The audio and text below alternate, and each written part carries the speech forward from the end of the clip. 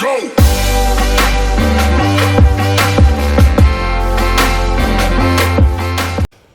Hey guys, welcome back to the channel. Welcome back to another episode of Corvette's Garage. And this is basically going to be an update, nothing lengthy. It's been a couple of months since I've pushed out a video. Where are you? And I've been busy. After surgery, I decided to focus on, back on working out, exercising, and just trying to stay healthy, mainly mentally, because this damn car can drive you fucking crazy. Well, you guys know, I mean, if you guys work on cars, you guys know how fucking much these goddamn cars can drive you crazy.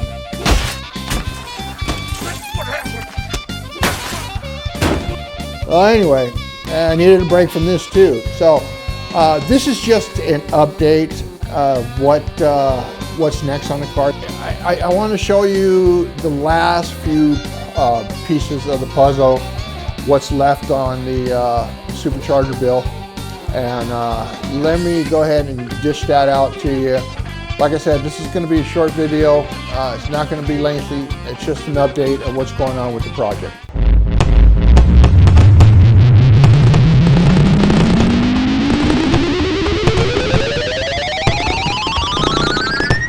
All right, guys, we're at the final stage of the Corvette Supercharger project.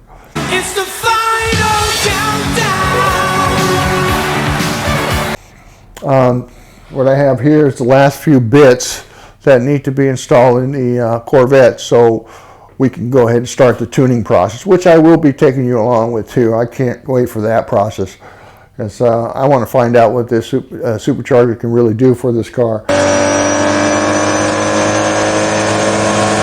And it's basically going to put the car where it needs to be, where it should have been from the factory, from the get-go. I mean, come on. I mean, back in the late 70s and early 80s, with the EPA regulations, they really choked down these cars. So, I mean, they didn't do too bad because they focused on the torque more than the horsepower. A factory-perfect Corvette streaks through the Arizona desert at 165 miles an hour. Back then, that's what they focused on. That's why they have the long tube runners on here. That really generates more torque than the short tube runners. But anyway, so we went with the GlowShift gauges. Now the GlowShift gauges, I like these because you're able to change the color of the reading. And I wanted different colors for all my readings.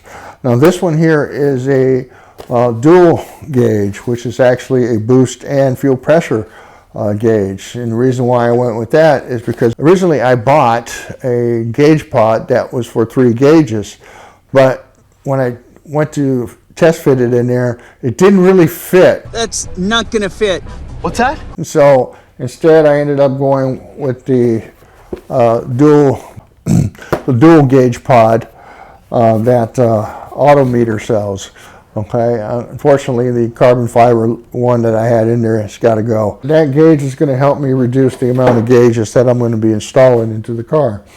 Now the next thing is the wideband gauge, and that basically it comes with everything you need, as well as the gauge itself and a sensor for the gauge. Like back in the old days with the carburetors, you had these 2 screws on there that you can adjust accordingly, and it was done manually. Now I'm pretty good at that part. I mean, back in the day, I was pretty good at adjusting carburetors.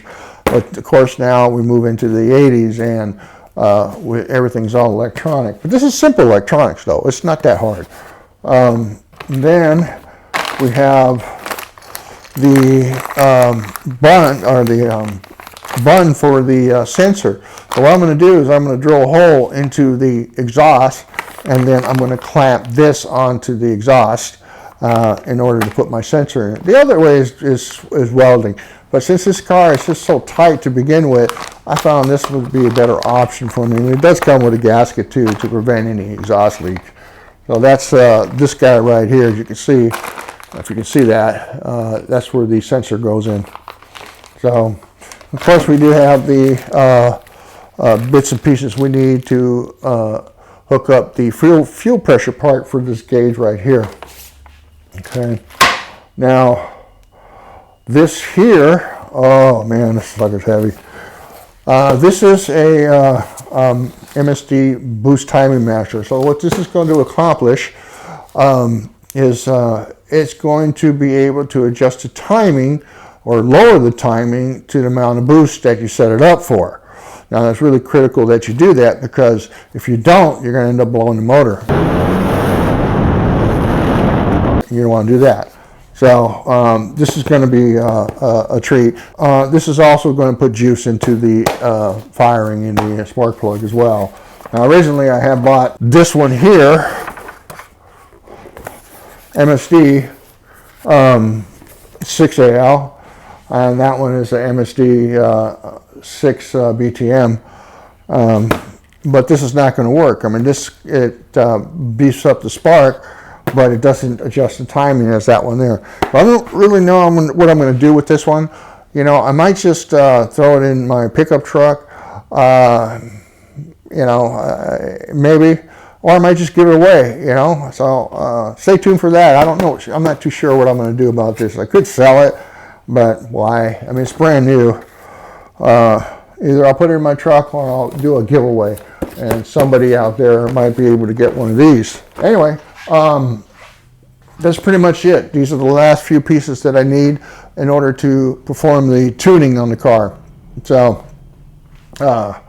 with that being said, first thing I'm going to do is I'm going to go ahead and readjust the fuel pressure. I did put in the IAC valve and all that, so I'll just show footage of that, and then we'll just move on to the fuel pressure. All right, guys, that's the plan. Let's get to it. All right, as you can see, those are some pretty nice items, especially that BTM boost timing master.